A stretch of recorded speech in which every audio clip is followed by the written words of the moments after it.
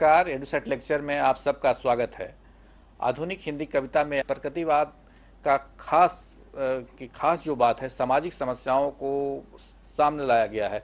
इस युग के कवियों ने कैसे सामाजिक समस्या को सामने लाया जाए, इस पर विशेष योगदान दिया और उसको सबके सामने रखें। खास करके जनजीवन के जो समस्याएं थी, उसकी चिंता, उसकी वेदना को सामने रखा गया। पूंजीवाद के खिलाफ इन लोगों ने बात की, शोषित समाज के बारे में चर्चा किया और उसको सामने लाए। तो यह एक ऐसा दौर रहा जब हम देखते हैं समाज के सभी वर्गों के चीज़ों को, समस्याओं को हम लोगों के सामने कविता के तौर पर रखा गया और उसको जनमानस में लोकप्रिय हुआ। तो इन सभी बातों पर चर्चा करेंगे और इस पर चर्चा के लिए स्टूडियो में हैं डॉक्टर पूरन चंद टंडन। आप जाने माने साहित्यकार, समालोचक हैं। 50 से ज़्यादा आपकी पुस्तिका प्रकाशित हो चुकी है और हिंदी के लिए आप काफ़ी काम करते रहते हैं। इनकी कई कृतियां हैं जिसमें इनका मुख्य योगदान रहा कि हिंदी को केवल डेस्क पर से सामान्य जीवन में कैसे लाया जाए या कैसे प्रशासनिक कार्यकलापों में उतारा जाए। उसके लिए प्रशासनिक हिंदी, व्यवहारिक हिंदी, व्यावसायिक हिंदी, इस प्रकार के कई ग्रंथ इन्होंने प्रकाशित किए और वो काफ़ी लाभदायक साबित हुआ।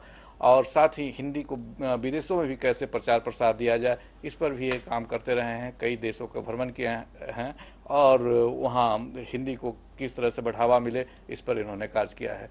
सो निश्चित तौर पर इनका ज्ञान और अनुभव हम लोग के लिए लाभदायक साबित होगा। इसलिए डॉक्टर टंडन को आमंत्रित करता हूँ कि आप अपना व्याख्यान शुरू करें। बिल्कुल सर जी, नमस्कार।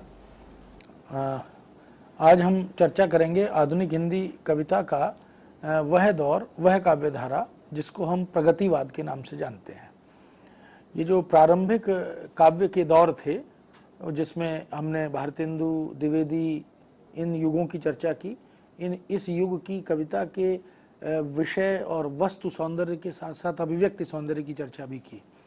उसके बाद छायावादी कविता के संदर्भ में हमने विस्तार से विचार किया और कल हमने सांस्कृतिक और सामाजिक और राष्ट्रीय काव्यधारा, इसका सौंदर्य क्या था, उसकी चर्चा की थी। तो क्रमशः आगे बढ़ते हुए अब हम आज प्रगतिवाद पर विचार करते हैं। प्रगतिवाद काव्य का एक आंदोलन है और इस आंदोलन का जो प्रेरक दर्शन है वह मार्क्सवाद है। मार्क्सवाद ने शोषक और शोषित के आधार पर समाज को दो वर्गों में विभक्त देखा और जो शोषक वर्ग है उसके विरुद्ध एक आक्रोश का स्वर बुलंद किया। उनकी सहानुभूति जो शोषित समाज का जो नागरिक है, जो हमारे समाज में जिसका पूंजीपति या धनवान लोग शोषण कर रहे हैं या उसका दुरुपयोग कर रहे हैं, उसके प्रति सहानुभूति भी प्रकट की है। एक विशेष बात यह है कि छायावादी कविता में जो दर्शन और लोकोत्तर कविता का सौंदर्य, या अगर हम यह कहें कि जिसमें कल्पना की रचनात्मक भूमिका रही, जहाँ पर सौंदर्य चेतना केंद्र में रही, उस सौंदर्य चेतना को इस कविता के दौर में या आंदोलन में आते आते हम बदलते हुए देख रहे हैं। काव्य का स्वर बदला, काव्य की दिशा बदली और इस धारा के जितने भी कवि हैं, बड़े कवि हैं, एक से एक बेहतरीन प्रतिष्ठित कवि है जिनकी चर्चा अभी हम करेंगे। लेकिन यहाँ एक बात और उल्लेखनीय है कि छायावाद के 4 आधार स्तंभ जिनकी चर्चा हम पहले कर चुके हैं, उनमें से 2 बड़े कवि निराला और पंत, ये छायावादी कविता भी लिख रहे थे, ये राष्ट्रीय सांस्कृतिक काव्यधारा की कविता भी लिख रहे थे। लेकिन अंतिम दौर तक आते आते इन दोनों कवियों ने प्रगतिवादी चेतना को आत्मसात किया और इन्हें लगने लगा कि अब हमें अपनी वस्तु बदलनी होगी, काव्य का विषय बदलना होगा। एक गरीब, एक मजदूर, एक विधवा, एक भिक्षुक, ये काव्य के विषय बनने लग गए, जो कि छायावादी कविता में नहीं था। तो इस दृष्टि से हम जब इस युग की काव्यधारा पर, कवियों के प्रदेय पर, उनकी रचनाओं पर, उनकी प्रवृत्तियों और विशेषताओं पर विचार करते हैं, तो हमें लगता है कि प्रगतिवाद ने अपनी हिंदी साहित्य के इतिहास में एक विशिष्ट पहचान बनाई है। तो आज उसी प्रगतिवादी काव्यधारा के संदर्भ में हम चर्चा करेंगे और देखेंगे कि इस युग के कवियों ने, इस धारा के कवियों ने किन किन संदर्भों, आयामों या कक्षों में झांकने का प्रयास किया, कौन सी विद्रूपताओं को दूर करने के लिए रचनात्मक और ठोस कदम उठाए, उनकी चर्चा भी हम करेंगे। हिंदी साहित्य की काव्यधारा का वह स्वरूप जो दिशा बदलने, आयाम बदलने की ओर उन्मुख दिखाई देता है, उसे हम 3 काव्य आंदोलनों में, छायावाद और राष्ट्रीय सांस्कृतिक काव्यधारा के बाद जब हम दृष्टि डालते हैं तो 3 काव्य आंदोलन विशेष रूप से इस दृष्टि से हमारे सामने आते हैं। प्रगतिवाद पहला काव्य आंदोलन है, प्रयोगवाद दूसरा काव्य आंदोलन है, और उसके बाद नई कविता एक तीसरा काव्य आंदोलन है।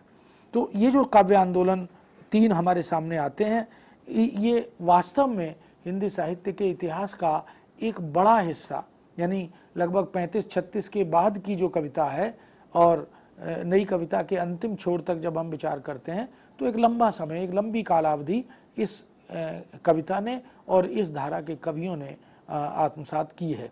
तो यहाँ पर हम देखते हैं कि ये जो प्रगतिवाद शब्द है, यह वस्तुतः अंग्रेजी के जिसको हम समतुल्य प्रगति शब्द के रूप में ले रहे हैं, उसे अंग्रेजी के प्रोग्रेस शब्द के समतुल्य हिंदी में स्वीकार किया गया है।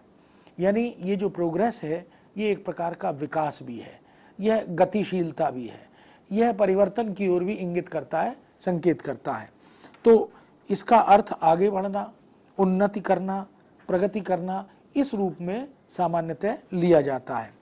इसलिए जो प्रगति और उन्नति में विश्वास रखने वाले कवि थे और एक दर्शन विशेष के सहारे, इनका जो सोचने समझने की दृष्टि थी और दर्शन था, उसके जो प्रेरक स्रोत थे वह मार्क्सवादी दर्शन और दृष्टि केंद्र में इनके रही है। उस दर्शन विशेष के सहारे ये कवि आगे बढ़ते थे, बढ़ते रहे और प्रगतिशील बने रहना चाहते थे।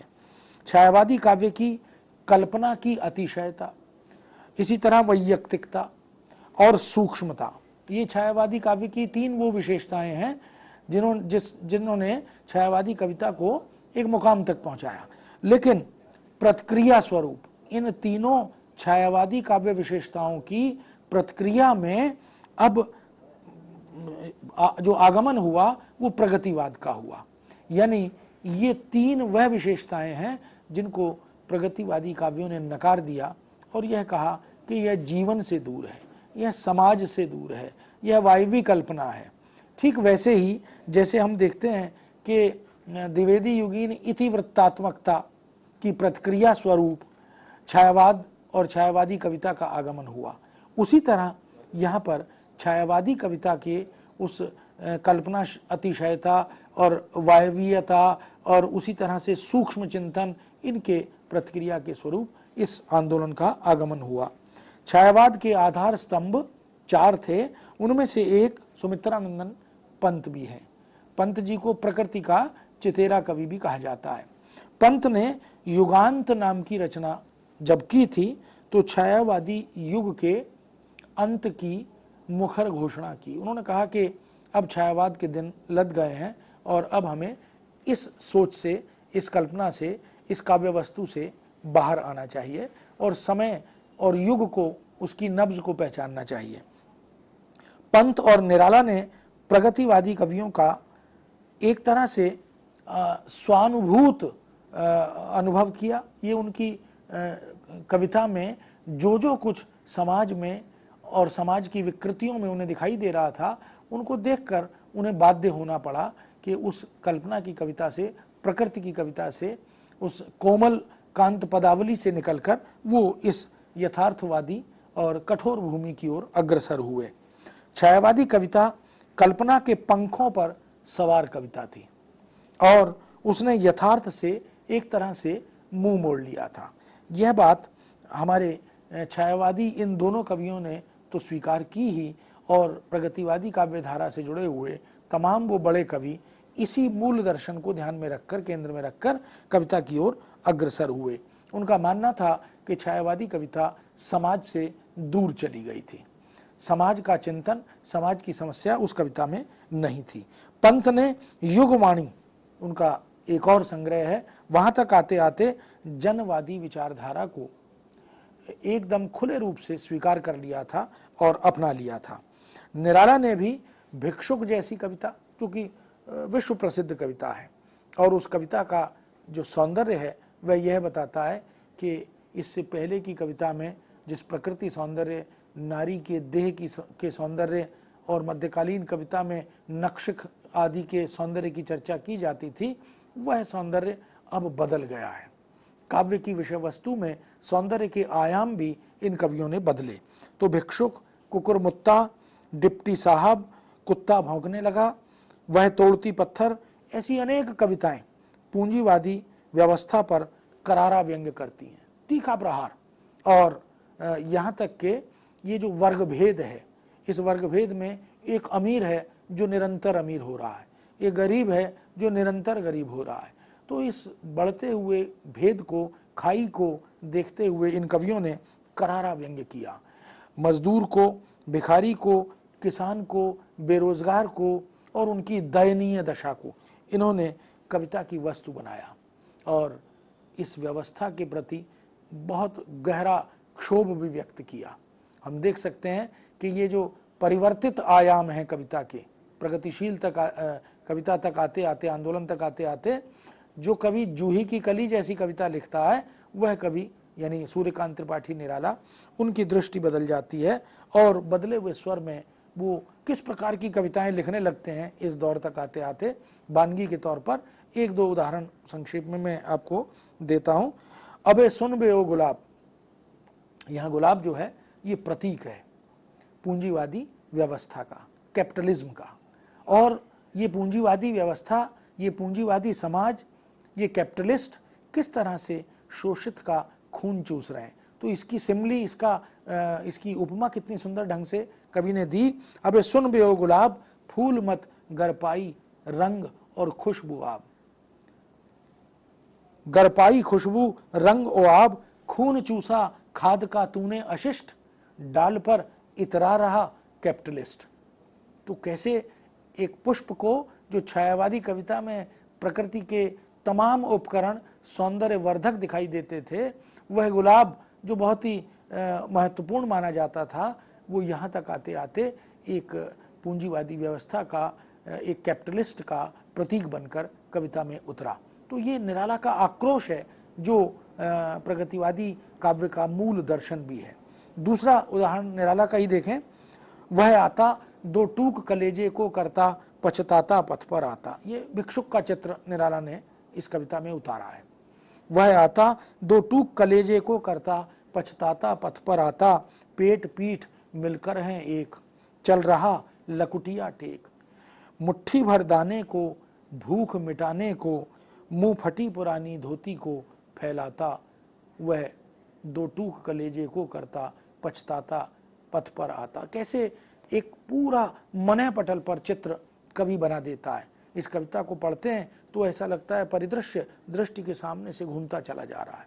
यही एक बड़े कवि की, एक महाकवि की निशानी भी है।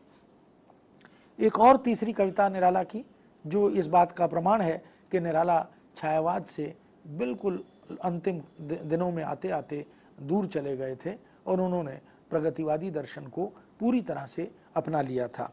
वह तोड़ती पत्थर, इलाहाबाद के पथ पर, वह तोड़ती पत्थर, कोई न छायादार पेड़ वह जिसके तले बैठी हुई स्वीकार, श्याम तन भर बंधा यौवन, नत नयन प्रिय कर्म रत मन, गुरु हथौड़ा हाथ करती बार बार प्रहार।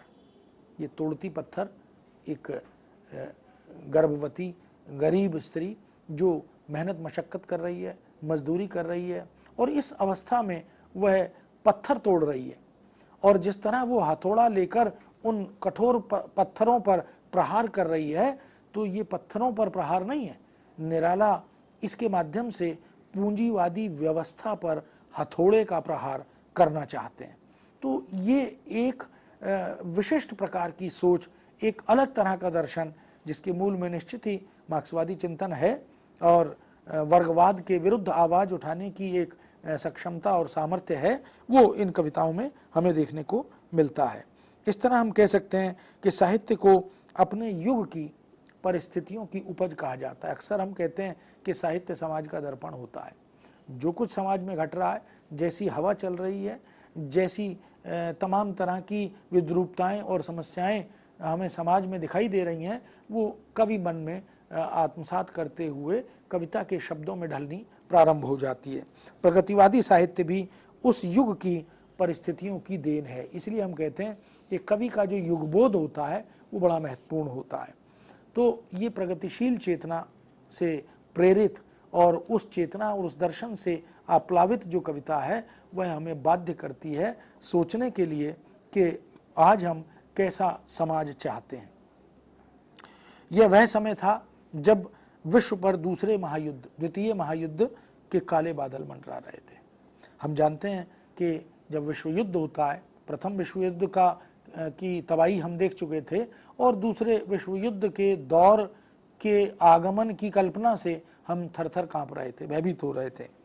1936 के आसपास का वह समय था और प्रगतिवादी काव्यधारा मार्क्सवादी दर्शन के आलोक में सामाजिक चेतना और भावबोध को अपना लक्ष्य बनाकर आगे बढ़ रही थी। यानी मार्क्सवादी दर्शन के मूल में जो चेतना थी, समाज के संदर्भ में उसकी जो दृष्टि थी, इन कवियों ने उसे अपनाया। मार्क्सवादी दर्शन सर्वहारा वर्ग की तमाम तरह की समस्याओं से होकर गुजरा और उनके साथ कंधे से कंधा मिलाकर खड़ा हो गया। साम्यवाद की वकालत यह दर्शन अंतिम क्षण तक करता रहा। भारतीय समाज के तत्कालीन जन संकट, संघर्ष, अभाव, गरीबी, बेरोजगारी और उपेक्षा भाव से गुजर रहे उस समाज, उस वर्ग को जिसका शक्ति प्रदान करने का काम मार्क्सवाद ने या मार्क्सवादी चिंतन धारा ने किया, उस समस्त मूलभूत चेतना को इस धारा के सभी कवियों ने अपनाया। सामंतवाद और पूंजीवाद की विभीषिकाओं को कुचलने का खुला निमंत्रण, खुला आह्वान इन कवियों ने किया। ये चाहते थे कि पूंजीवाद के विरुद्ध जब तक मजदूर, किसान, मशक्कत करने वाला और 2 जून की रोटी के लिए संघर्ष करने वाला वह संघर्षशील व्यक्ति, वह भारतीय नागरिक जब तक खड़ा नहीं होगा तब तक हम इससे निजात नहीं पा सकते।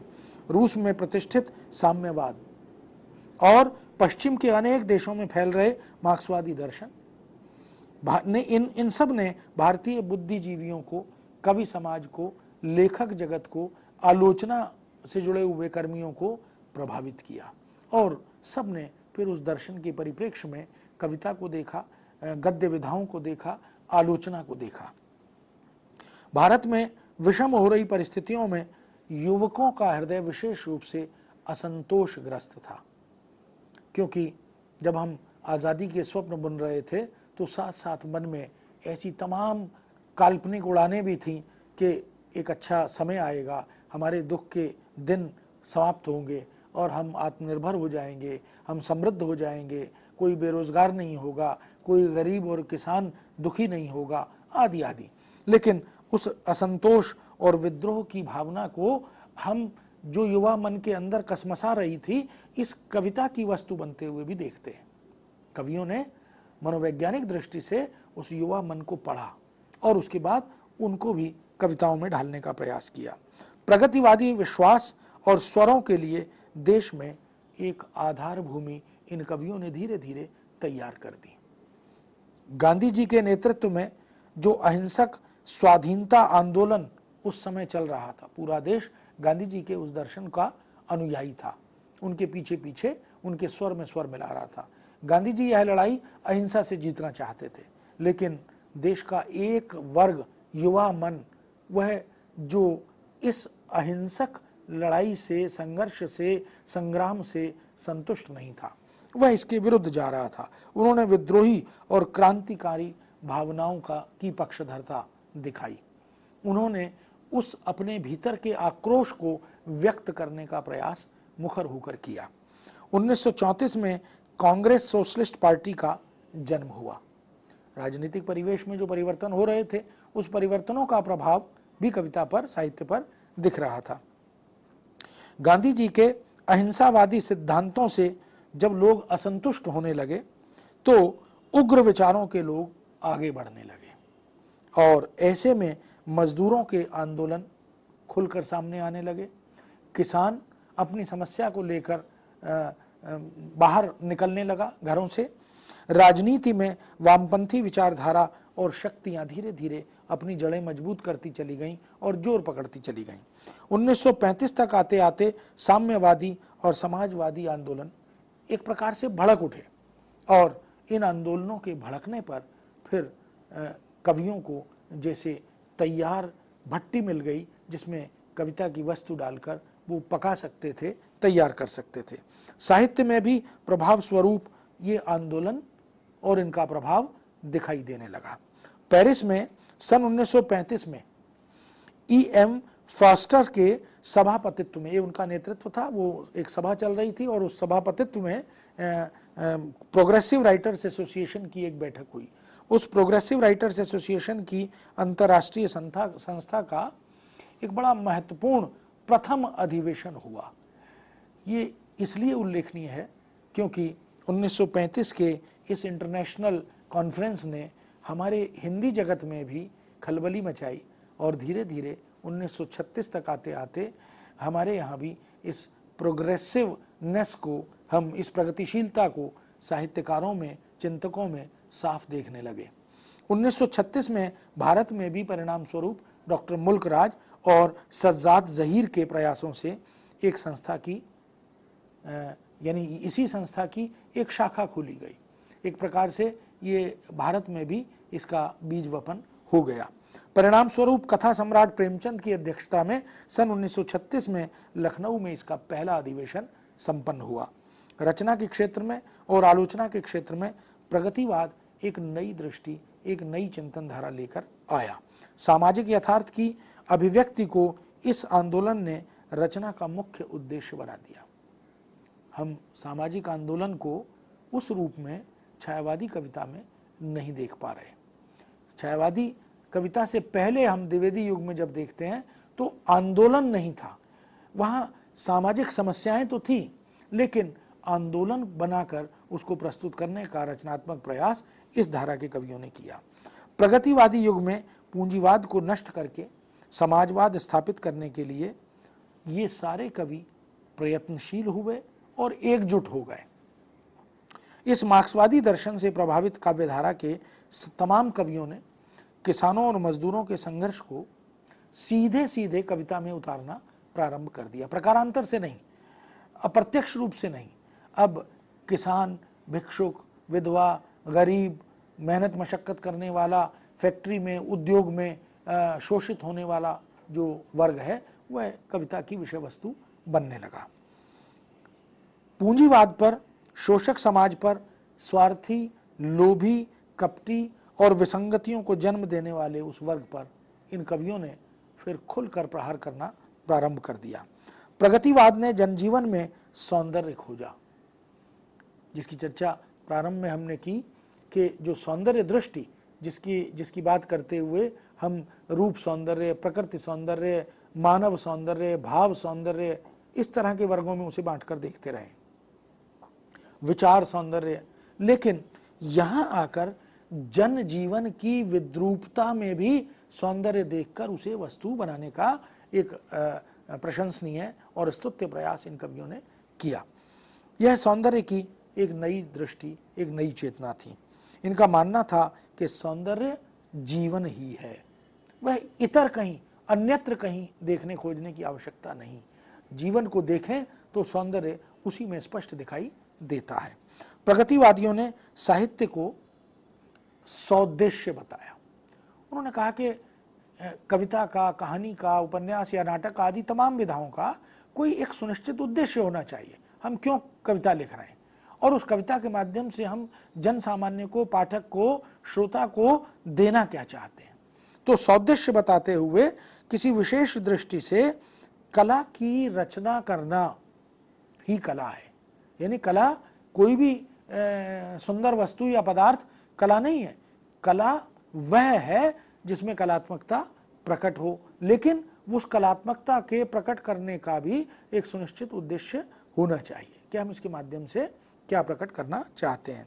प्रगतिवाद के उद्देश्य पर विचार करते हुए आधुनिक युग के और साहित्य के समालोचक, प्रतिष्ठित कवि जिन्होंने बहुत अच्छी कविताएं भी लिखी, रामदृश मिश्र हैं, उन्होंने इसको स्पष्ट करते हुए इसके स्वरूप पर विचार किया और वो लिखते हैं कि प्रगतिवाद सामाजिक यथार्थ का इस प्रकार चित्रण करता है कि कुरूप, शोषक, सड़ी गली, विसंगतिग्रस्त शक्तियों का पर्दाफाश हो और नई सामाजिक शक्तियों के संघर्षों, युयुत्सा और आस्था को बल मिले।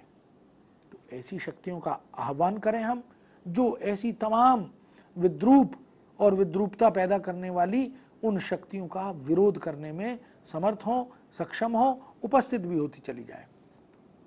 किंतु प्रगतिवादी काव्य सौदेश्यता को भूलकर धीरे धीरे प्रचार की ओर बढ़ने लगा। ये अपने उद्देश्य से भटकने का एक संकेत प्रगतिवादी कविता में और इस धारा के कुछ कवियों में देखने को मिलता है। रामदृश मिश्र ने, अन्य दूसरे जो प्रतिष्ठित समालोचक हैं, उन्होंने भी इसकी ओर संकेत किया है। प्रगतिवादी कवि सामाजिक जीवन की संश्लिष्ट वास्तविकता को, सामाजिक जीवन की संश्लिष्ट वास्तविकता और उसके यथार्थ को भुला बैठा। केवल सिद्धांत का प्रचार करते हुए परिणाम यह हुआ कि मार्क्सवाद मुख्य मुद्दा बन गया और वही उद्देश्य भी बन गया। तो एक प्रकार से कविता एक एजेंडा लेकर, एक मुद्दा लेकर बढ़ी कि मार्क्सवादी दर्शन का कविता के साथ जोड़कर प्रचार होना चाहिए।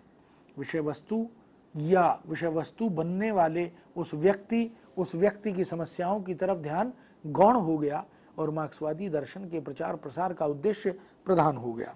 लाल सेना, लाल रूस और फिर लाल चीन का गुणगान कविता में, आलोचना में होने लगा। तो एक वो दौर था जब मार्क्सवादी दर्शन, मार्क्सवादी चिंतन तमाम साहित्य की विधाओं के साथ जुड़ने लगा और लोग उसी के प्रचार प्रसार में जुट गए। तो जो उद्देश्य था उससे भटक गए। जिस जनजीवन से वे संबद्ध नहीं थे उसके गीत गाने लगे, कथनी और करनी में अंतर आने लगा। अनुभव कमजोर पड़ गए और सिद्धांत और फार्मूले प्रधान हो गए। तो जब कविता से अनुभूत सत्य गायब हो जाता है और कृत्रिम फार्मूले और सिद्धांत ओढ़ लिए जाते हैं तो कविता के भावी भविष्य पर प्रश्न चिन्ह लगने लगता है। इसलिए इस काव्य धारा में एक संकट इस प्रकार का आया। प्रगतिवादी काव्य आंदोलन की भाषा शैली और शिल्प में भी छायावाद की तुलना में अंतर था। छायावादी सूक्ष्मता, छायावादी कोमलकांत पदावली, संस्कृत निष्ठता और कल्पना की रचनात्मकता, ये तमाम वो बिंदु थे जो छायावादी कविता का सौंदर्य थे, उसकी ताकत थे। लेकिन यहाँ तक आते आते वो बदलने लगा। रामदृश मिश्र ने इस संदर्भ में भी एक बड़ी अच्छी टिप्पणी की है और उन्होंने लिखा है कि प्रगतिवादी कविता चूंकि सामाजिक जीवन की वास्तविकता को लेकर चली थी, जनता तक पहुंचना और जनता के जीवन को ही प्रकट करना, उसकी बात करना इनका लक्ष्य था। इसीलिए वह छायावाद की वायवी, असामान्य, रेशमी परिधान शालिनी और सूक्ष्म भाषा को छोड़कर सुस्पष्ट, सामान्य, प्रचलित भाषा को अपनाकर आगे बढ़ने लगी। उसके प्रतीक, उसके बिंब, उसके शब्द, मुहावरे, चित्र, सभी कुछ जनजीवन के बीच से लिए गए। ये एक क्रांतिकारी परिवर्तन था कविता के अभिव्यक्ति पक्ष को लेकर, कला और शिल्प को लेकर, भाषा और उसके तेवर को लेकर, बिंब और प्रतीकों के बदलते स्वरूप को लेकर। इस काव्यधारा ने निश्चित रूप से छायावाद से अलग एक नई दिशा, एक नया मार्ग बनाया। इसलिए वह बहुत ही जीवंत भाषा का उदय करती हुई आगे बढ़ी, जिसे जैसे रंगीन कुहासे को तोड़कर विषय यथार्थ धरातल पर उभर उठा हो। रंगीन कुहासा, कल्पना का कुहासा छटने लगा था और यथार्थ की मनोभूमि, यथार्थ की काव्य भूमि तैयार होने लगी थी। इस तरह हम देखते हैं कि इस काव्य धारा में जो परिवर्तन हमें देखने को मिलता है वह प्रगतिवादी काव्य धारा के काव्य के तमाम उपकरणों में, जो भाषिक उपकरण है, अभिव्यक्ति के उपकरण है, उनमें भी देखने को मिलता है और सपाट बयानी यह कविता बनती चली गई। यानी वह जो व्यंजना थी, वह जो लाक्षणिकता थी जिसके कारण छायावादी कविता की अपनी एक विशिष्ट पहचान थी, वह सब धीरे धीरे गायब होने लगा आलंकारिकता गायब होने लगी और नकारात्मक पक्ष भी इस कविता में, इसकी अभिव्यक्ति में हमें सपाट बयानी के कारण दिखाई देने लगा। इसकी तरफ भी बहुत सारे आलोचकों ने विचार किया, हमारा ध्यान आकृष्ट किया है। किंतु प्रगतिवाद के आरंभ में भाषा शैली की यह स्पष्टवादिता अतिवादिता तक पहुंच गई और व्याख्यान की भाषा की तरह सपाट हो गई। रामदृश मिश्र ने बड़ी सपाट बयानी से इस कविता की अभिव्यक्ति की कमजोरियों की ओर भी संकेत किया है। उसमें अभिधा और अभिधा की प्रधानता हो गई, शैली सांकेतिक और चित्रात्मक नहीं रही और उपदेशात्मक बनती चली गई। इस प्रकार काव्य का कलात्मक सौंदर्य जैसा निखरना चाहिए था वैसा निखर नहीं पाया। यह निश्चित रूप से एक स्वीकृति है मिश्र जी ने इस युग के कवियों की अभिव्यक्ति को देखकर उसमें जो कमियां, जो दोष, जो त्रुटियां धीरे धीरे आने लगी थी उनकी ओर संकेत भी किया है। इसके बाद जैसे जैसे आंदोलन और सिद्धांत प्रचार का उफान कमजोर होता गया, यह सैद्धांतिक और फार्मूले की प्रचार की जो वृत्ति थी वह धीरे धीरे कम होने लगी और आंदोलन जो है वह धीरे धीरे एक आंदोलन न रहकर काव्य का एक मूल स्वर बनने लगा। वैसे वैसे मार्क्सवादी दृष्टि को साहित्य के संदर्भ में ठीक से समझा और समझाया जाने लगा। एक दौर जो जहाँ से ये कविता प्रारंभ होती है और यहाँ तक आते आते यह समझ में आने लगा कि मार्क्सवाद क्या है, मार्क्सवादी दृष्टि क्या है। साहित्य के परिप्रेक्ष्य में वह दृष्टि, वह कवि मन क्या कहना चाहता है, किस ओर ले जाना चाहता है, यह बात भी स्पष्ट की गई। इस तरह हिंदी काव्यधारा के विकास में हम देख सकते हैं मार्क्सवादी चिंतन और प्रगतिवादी आंदोलन ने इस पूरी काव्यधारा को एक नई दिशा दी, एक नया तेवर दिया, एक नया आयाम भी दिया। महत्वपूर्ण बात है कि प्रगतिशील जिस प्रगति को लेकर चले थे और जिस छायावादी कविता के प्रतिक्रिया स्वरूप उसके विरोध और विद्रोह में इन्होंने समाज की तमाम उन विद्रूप स्थितियों को कविता की वस्तु बनाया था, इस दौर में आकर वह स्पष्ट होने लगी और अपने मंतव्य को पाठक तक और हिंदी जगत तक पहुंचाने लगी। इस धारा के यदि प्रमुख कवियों पर एक दृष्टि डालें तो जैसा पहले प्रारंभ में मैंने कहा कि छायावादी काव्य के जो 4 स्तंभ हैं उनमें से 2 स्तंभ निराला और पंत भी हैं। प्रसाद के अतिरिक्त, महादेवी के अतिरिक्त ये 2 बड़े कवि, विश्व कवि हैं। इनका चिंतन, इनकी सोच यहाँ तक आते आते प्रगतिवादी, प्रगतिशीलता से प्रभावित और प्रेरित साफ दिखाई देने लगी। इसके अतिरिक्त केदारनाथ अग्रवाल, रामविलास शर्मा, नागार्जुन, शिव मंगल सिंह सुमन, त्रिलोचन शास्त्री, मुक्तिबोध, रांगे राघव, नरेंद्र शर्मा, रामेश्वर शुक्ल अंचल, गिरिजा कुमार माथुर और भारत भूषण अग्रवाल जैसे बहुत सारे कवि हैं। ये सब वो कवि हैं जो वस्तुतः अपनी कविता के कारण, अपनी भाषा के कारण, अपनी विषय वस्तु के कारण और अपनी दृष्टि के कारण हिंदी साहित्य में अपना विशिष्ट स्थान बनाए हुए हैं।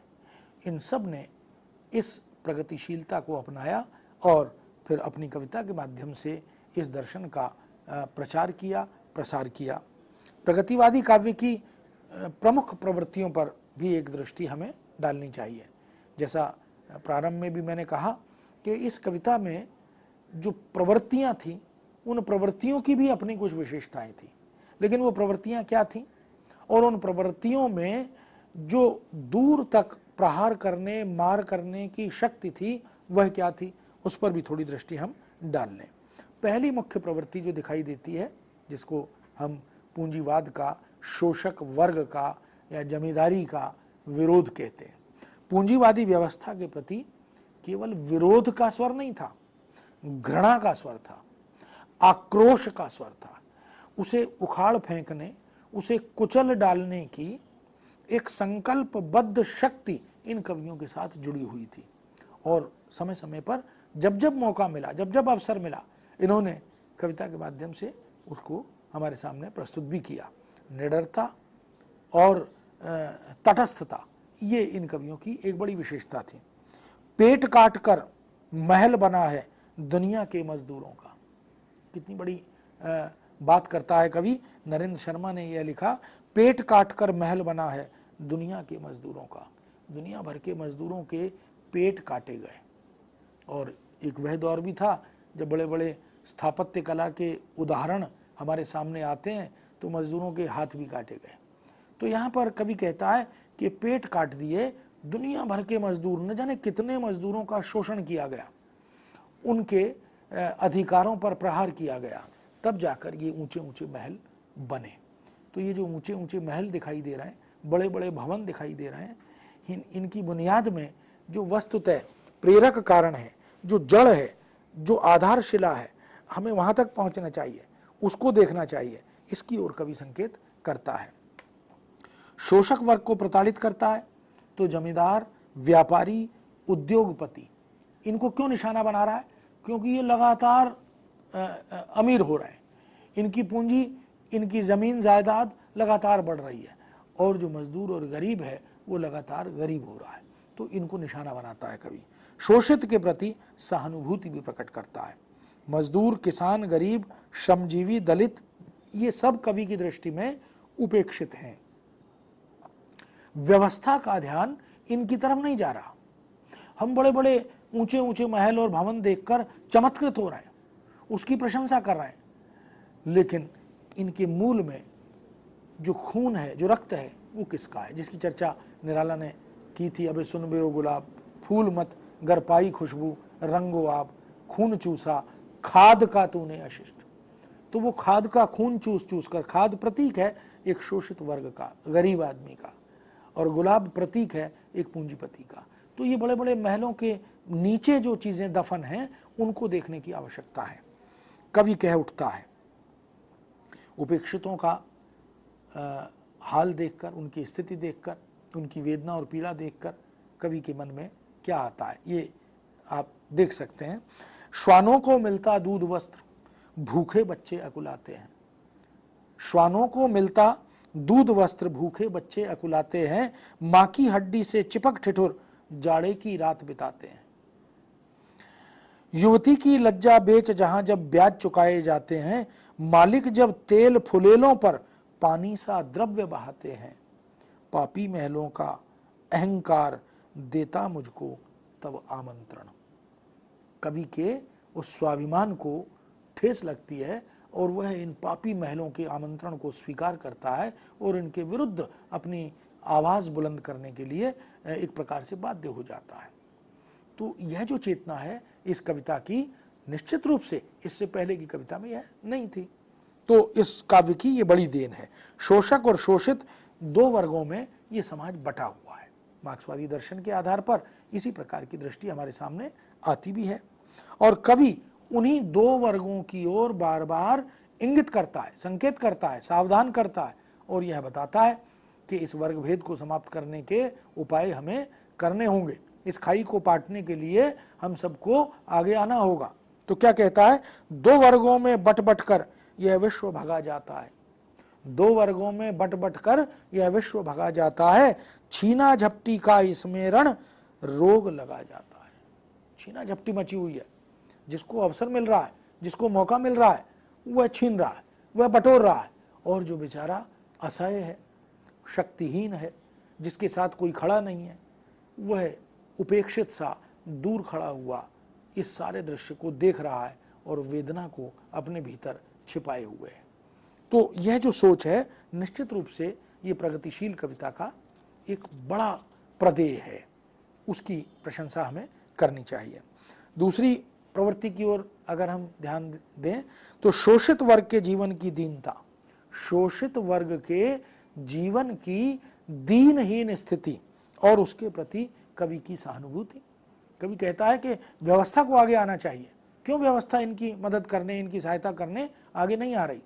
क्यों पूंजीपति और अमीर लोग जिनके पास जरूरत से ज्यादा धन है, जरूरत से ज्यादा खाद्य सामग्री है, वो क्यों इनकी सहायता नहीं कर रहे? पूंजीपतियों के प्रति घृणा उत्पन्न करना, शोषितों के प्रति सहानुभूति पैदा करना, ये इस कविता का मूल स्वर बना। जिन्होंने शोषण किया वो घृणा के पात्र बने, और जो शोषित हुए वो सहानुभूति के पात्र बने।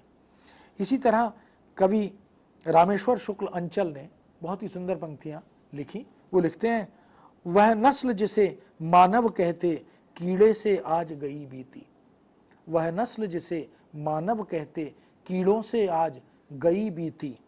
बुझ जाती तो आश्चर्य न था, हैरत है तो कैसे जीती। ये कैसे जी रही है? जिस नस्ल की, जिस वर्ग की स्थिति कीड़े मकोड़ों जैसी है, जो पाँव में रोज कुचले जा रहे हैं, रोंदे जा रहे हैं, ये फिर भी जी रहे हैं। ये कैसी अदम्य जीवनी शक्ति इनके पास है, ये कैसे जी रहे हैं? कवि को आश्चर्य है। इसलिए आगे चलकर वही अंचल जी फिर कहते हैं, और यही परिवार खड़ा है भूखे शिशु अकुलाती माता। और यही परिवार खड़ा है भूखे शिशु अकुलाती माता, बच्चे से जिसको केवल पैदा करने का है नाता। केवल बच्चों को जन्म देना यही स्त्री का धर्म रह गया था। उस स्त्री की वेदना को, उसके अधिकार को, उसकी पीड़ा को, उसके सामाजिक रूप और स्वरूप को देखने की फुर्सत किसी के पास नहीं थी। तो क्या वह बच्चे पैदा करने की मशीन मात्र है? क्या इतना ही सरोकार उसका है? यह चिंता कवि के मन में है, क्योंकि उस समय के समाज में ऐसा देखा जा रहा था। तीसरी प्रवृत्ति की ओर बढ़ते हैं, समकालीन समस्याओं का यथार्थ चित्रण। उस समय समस्याएं बहुत थी। हम क्योंकि आज़ादी की ओर बढ़ रहे थे, ये 36, 37, 38 का दौर है जब कवियों ने इस तरह की कविताएं लिखनी प्रारंभ की थी, और आज़ादी अभी हमें प्राप्त होने ही वाली थी, जो क्योंकि हम कल्पना कर सकते हैं कि 1947 में हम आज़ाद हुए, और उससे पहले की ये जो कविता की यात्रा है। बंगाल का अकाल, उस समय का जो परिवेश था, उस समय की जो मानसिकता थी, समकालीन विद्रूपताएं थीं और प्राकृतिक आपदाएं थीं, उनकी ओर भी संकेत कवि करता है, उनसे प्रभावित भी होता है। उस नियतिवाद, उस भाग्यवाद के विरुद्ध भी स्वर बुलंद करता है कि हम भगवान भरोसे कब तक बैठे रहेंगे। तो कहता है, बंगाल का अकाल, भारत पाक विभाजन, कश्मीर समस्या, गांधी जी की मृत्यु, हिरोशिमा की बर्बादी और कोरिया का युद्ध, ये बड़ी वैश्विक स्तर पर घटने वाली घटना है, जिसने पूरे विश्व को उद्वेलित किया और सोचने के लिए बाध्य किया कि मनुष्य की औकात क्या है। वह मनुष्य जो अपनी भवनों पर, अपने धन पर, अपनी शक्ति पर इठलाता है, वो इन तमाम आपदाओं विपदाओं के सामने क्या हो जाता है उसका, और उसका स्वरूप क्या होता है जब मनुष्य मनुष्य का शत्रु बन जाता है, जब वह परमाणु आक्रमण करने लगता है, तो पूरी मानव जाति का विनाश करने का संकल्प उसके पास होता है। ऐसा क्यों होता है? तो ये कवि की वेदना है। सामाजिक समस्याओं की ओर भी कवि ने ध्यान दिया। इन कवियों ने बाकायदा भुखमरी, गरीबी, बाढ़, बेरोजगारी, टैक्स से पीड़ित थे लोग, अकाल और निरंतर बढ़ती हुई महंगाई, इन सब के प्रति भी कवि ने चिंता व्यक्त की और जागरूक किया। बाप जब बेटे को बेच रहा हो तो अनुमान लगाया जा सकता है कि उस समाज में ये असमानता, यह गरीबी और मनुष्य को मनुष्य न रहने देने के लिए बाध्य करने वाली वह स्थितियां क्या होंगी। बाप जब बेटे को बेच रहा है गरीबी के कारण, तो कवि केदारनाथ अग्रवाल क्या लिखते हैं, बाप बेटा बेचता है भूख से बेहाल होकर, धर्म धीरज प्राण खोकर, हो रही अनीति बर्बर राष्ट्र सारा देखता है। बाप बेटा बेचता है, पिता अपने बेटे को बेच रहा है और राष्ट्र खामोश देख रहा है। ये कैसी विकट स्थिति हमारे देश के सामने, हमारे समाज के सामने आ गई थी। कवियों ने ऐसी तमाम स्थितियों का जायजा लिया, उनके प्रति बाकायदा खबर ली और समर्पित हुआ। इसी तरह गांधी जी के निधन पर ये कवि जो भी राजनीतिक दृष्टि से, सामाजिक दृष्टि से, सांस्कृतिक दृष्टि से, आर्थिक दृष्टि से समाज में जो परिवर्तन हो रहे थे, जो घटनाएं घट रही थी, उन सब के प्रति ये कवि जागरूक था, चिंतनशील था।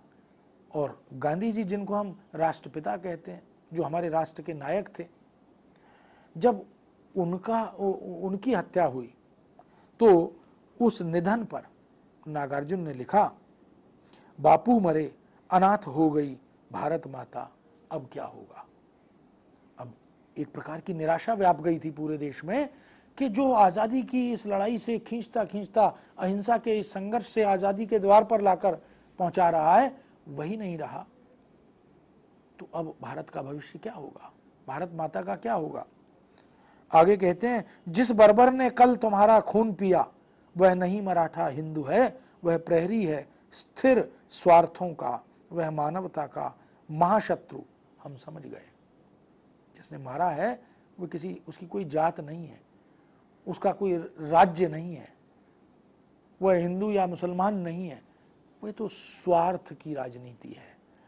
उसकी जाति तो स्वार्थ की जाति है और उसकी जाति तो मनुष्यता मानवता की शत्रुता की जाति है। तो ये कवि की जो वेदना है गांधी जी के निधन पर, वह किस तरह से रुद्न करता है। ये केवल नागार्जुन नहीं, अनेक कवियों ने गांधी जी पर उस समय लघु काव्य भी लिखे और बृहत काव्य भी लिखे, कविताएं भी लिखी। बड़े बड़े कवि सभी इससे प्रभावित हुए। कवि मन हिरोशिमा की बर्बादी पर रो उठा। जापान में जब बम्बारमेंट हुई, अमेरिका ने जब उसको तहस नहस कर दिया, तो उस अमेरिका को कोसते हुए कवि का मन श्राप देता है। वह कहता है कि न्यूयॉर्क, पेरिस, लंदन, इनका भी वही हाल होगा जो हिरोशिमा का हुआ। और क्या कहता है, हिरोशिमा का शाप, एक दिन न्यूयॉर्क भी मेरी तरह हो जाएगा। हिरोशिमा का श्राप, एक दिन न्यूयॉर्क भी मेरी तरह हो जाएगा। जिसने मिटाया है मुझे वह भी मिटाया जाएगा। देख लो लंदन मुझे, पेरिस मुझे, तुम देख लो, है सभी के भाग्य में इस भांति ही मिटना लिखा। ये तो शुरुआत है। अगर आज बम्बारमेंट हुई, परमाणु शक्ति का दुरुपयोग हुआ, तो यह अंत नहीं है, ये तो रास्ता खुल गया। और ये बड़े बड़े जो विश्व के बड़े बड़े देश हैं, पूंजीपति देश हैं, इनको भी इस दौर से गुजरना होगा, ये कवि का एक दुखी मन कह रहा है। सामाजिक कुरूपता, राजनीतिक अव्यवस्था, धार्मिक अंधविश्वास और तत्कालीन शिक्षा पद्धति, ये सभी कुछ कवि को उद्वेलित करता है। कौन सा कोना ऐसा है जहां कवि मन व्यथित नहीं होता? इन स्थितियों को देखकर उसका चित्त, उसका मन रोदन करने लगता है। तो कवि क्या कहता है, नागार्जुन इस स्थिति को देखकर, शिक्षा की जो हमारी हालत थी और उस समय की शिक्षा पद्धति के जो दुष्परिणाम सामने आ रहे थे, उनको देखकर कवि मन कहता है, घुन खाए शहतीरों पर की 12 खड़ी विधाता बाँचे। ये जो शहतीर घर के छत पर लगे हुए हैं, जिस पर ये छत टिकी हुई है, इसको घुन खा गए। घुन खाए शहतीरों पर ही 12 खड़ी विधाता बाँचे। फटी भीत है, छत चूती है, आले पर बिस्तुइया नाचे। कैसी विवश गरीबी है, छत चू रही है, दीवारें फट रही हैं और पूरे घर में जाले लगे हुए हैं, बुरी हालत है। बरसा कर बेबस बच्चों पर मिनट मिनट में 5 तमाचे। इस तरह से दुखरन मास्टर गढ़ता है आदम के सांचे। ये जो भीतर का आक्रोश है, ये बच्चों के ऊपर तमाचे जड़ने का ये जो क्रम है, ये अंदर की बेचैनी और बौखलाहट को व्यक्त करता है। और हम किस इंसान की, किस मनुष्य की, किस शिक्षा की प्रतिमा की बात कर रहे हैं, उसको गढ़ रहे हैं, उसका निर्माण कर रहे हैं, इसकी चिंता भी कवि को है। क्रांति के स्वरों का पक्षधर बनता है कवि इस धारा का। तो उसी तरह सर्वहारा वर्ग की दुर्गति देखकर वह पूंजीपति के अत्याचारों के प्रति क्रांतिकारी बनने का आह्वान करता है। वह कहता है, डर कर, दुबक कर, उदासीन होकर, समझौता कर कर बैठने से काम नहीं चलेगा। इसका संघर्ष आगे आकर इसका मुकाबला करना, इसका विरोध करना और इस समस्या से निजात पाना, यह आवश्यक है। तो क्या कहता है कवि? बालकृष्ण शर्मा नवीन बार बार इस बात को दोहराते रहे कि कवि कुछ ऐसी तान सुनाओ, कि कुछ ऐसी कविता आनी चाहिए कवि की ओर से। ये प्रेम की कविता, भक्ति की कविता, रस की कविता, सौंदर्य की कविता बहुत हो गई, आज इससे काम नहीं चलेगा। तो कभी कुछ ऐसी तान सुनाओ जिससे उथल पुथल मच जाए, एक हिलोर इधर से आए, एक हिलोर उधर से आए। कुछ नया, कुछ क्रांतिकारी, कुछ परिवर्तनशील कविता से होना चाहिए। सुमित्रानंदन पंत तो यह भी कहते हैं, आ कोकिल बरसा पावक कण। वह सुमित्रानंदन पंत जिनकी कविता में कोयल मधुर वाणी गाती थी और मदमस्त कर देती थी, आज वो कह रहे हैं कि नहीं, वह मीठे वचनों वाली वाणी, वह प्रेम को उद्दीप्त करने वाली मधुर स्वर लहरियां अब नहीं चाहिए। आ कोकिल बरसा पावक कण, आग की स्फुल्लिंग और उनके कण बरसाने का आह्वान करते हैं।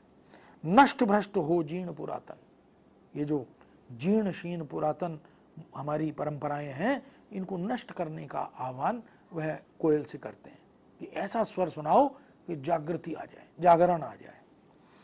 पंत तो यहाँ तक कहते हैं कि यहाँ तक आते आते जब वो कोयल के इस बदलते स्वरूप की बात करते हैं, आकांक्षा अपेक्षा करते हैं, तो लगता है स्पष्ट कि ये वो छायावादी कवि पंत हैं भी या नहीं।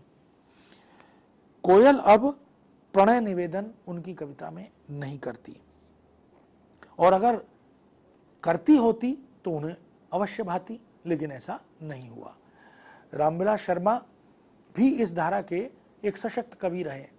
उन्होंने भी अपने प्रारंभिक जो उनका जो कवि काल था, बहुत प्रतिष्ठित समालोचक हैं, बहुत अच्छे सुविचारित चिंतक भी हैं, लेकिन उनकी कविताओं में भी हमें वो आक्रोश, वो रोष, वो विद्रोह देखने को मिलता है।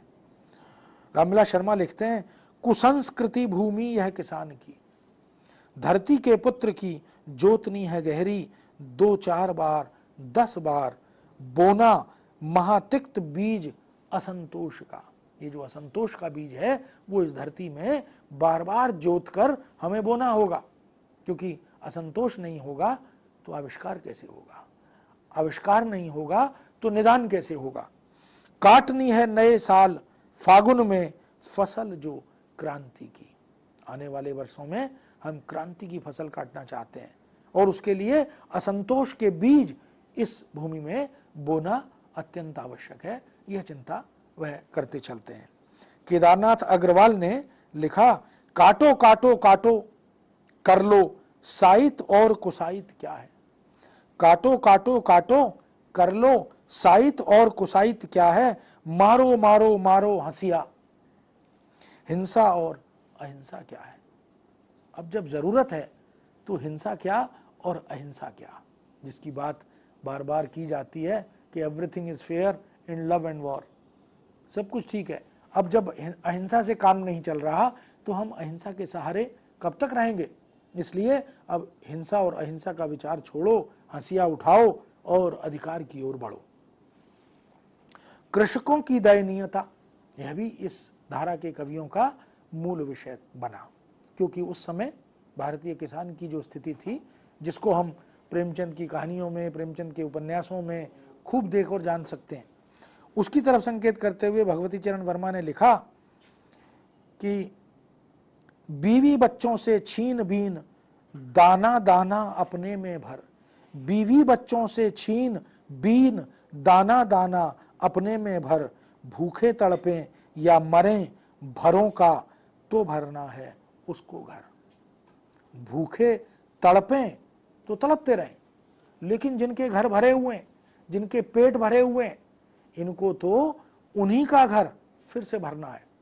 तो ये क्या स्थिति है भारतीय कृषक की कि उसका अपना पेट खाली है, उसके अपने बच्चे भूखे हैं, उसके अपने घर में खाने के लिए अन्न नहीं है, 2 जून की रोटी नहीं है, लेकिन मेहनत मशक्कत करके दिन रात वो पसीना बहाकर, खून बहाकर उनका पेट भर रहा है, उनके घर भर रहा है जो पहले से समृद्ध संपन्न पूंजीपति हैं।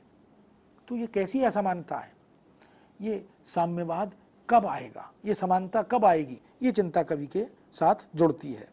और जो पूंजीपति वर्ग है वह गरीब को, किसान को, मजदूरी करने वाले उस वर्ग को यह कहकर सांत्वना देता था कि तुम्हारे भाग्य में यही लिखा है और नियति यही चाहती है, और भगवान किसी को अमीर किसी को गरीब बनाते हैं, इस प्रकार की तमाम बातों का फिर इन कवियों ने विरोध किया। और खुले मंच से दिनकर का यह आह्वान देखिए, भाग्यवाद आवरण पाप का और शस्त्र शोषण का।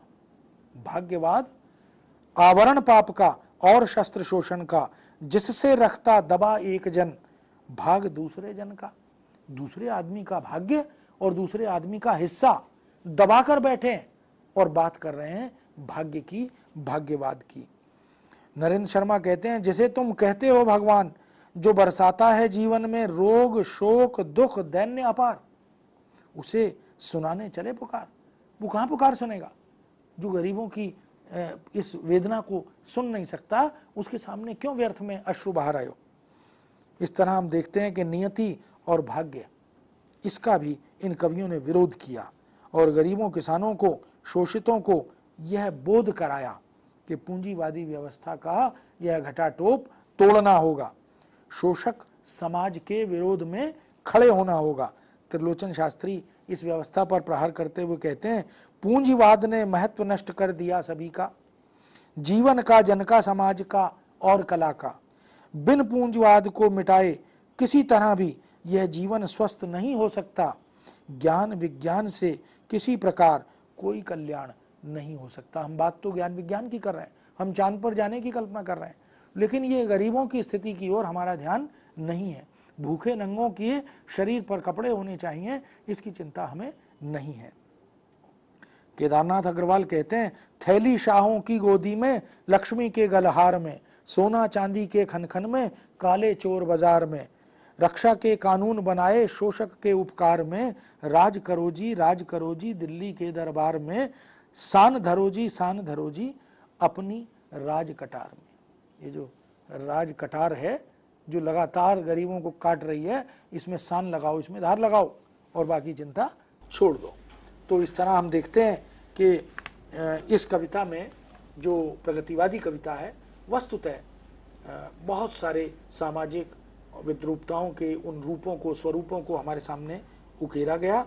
नई विषय वस्तु, नए प्रतीक, नए उपमान, नया शब्द विधान, नई परिकल्पना, नई भाषा शैली, नए मुहावरे, नए उद्बोधन और नई व्यंग्य शैली आदि, ये सब इस कविता की एक पहचान बनते हैं और इसने हिंदी साहित्य को, हिंदी काव्य धारा को निश्चित रूप से संपन्न और समृद्ध बनाया है। ओके, सो मित्रों, इन्हीं शब्दों के साथ आज के व्याख्यान को यहीं विराम देते हैं और कल हम लोग प्रयोगवाद और नई कविता के ऊपर चर्चा करेंगे। आप सबको धन्यवाद और आपकी ओर से डॉक्टर पूरन चंद टंडन साहब को बहुत बहुत धन्यवाद। Thank you.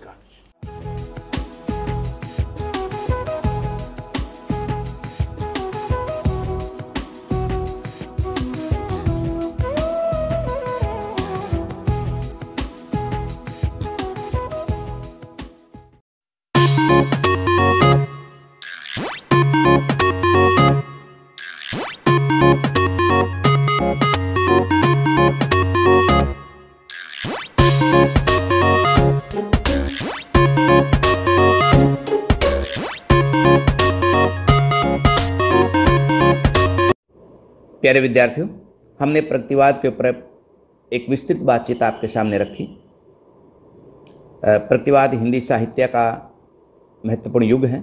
इसकी शुरुआत छायावाद के बाद होती है और इसके ऊपर मार्क्सवाद का प्रभाव है।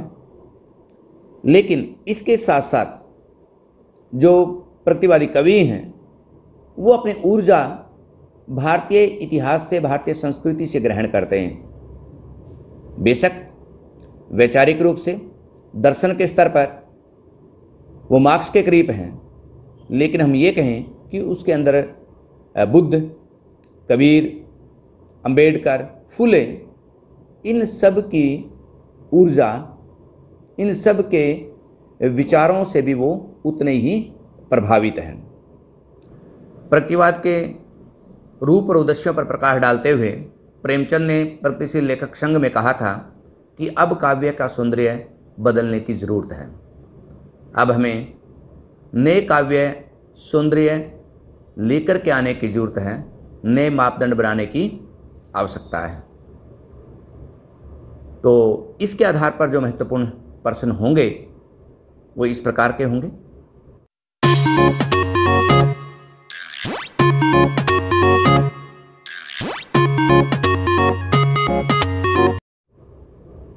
आप इन प्रश्नों को हल करके आप इसके लिए इतिहास की जो प्रतिष्ठित पुस्तकें हैं उनसे सामग्री लीजिए, और इसके बाद जो ईपीजी पाठशाला पर इससे संबंधित लेक्चर हैं, सीईसी की साइट पर इससे संबंधित लेक्चर हैं, जो हमारी डिजिटल लाइब्रेरी है वहाँ पर इससे संबंधित लेक्चर आपको मिलेंगे, या किसी प्रतिष्ठित विश्वविद्यालय के प्रोफेसर ने कोई वीडियो प्रतिवाद पर तैयार की है, तो दोनों प्रकार की सामग्री का मिलान करके फिर उसको आपने अपने संबंधित प्रोफेसर के पास भेजना है ताकि उसका मूल्यांकन हो पाए।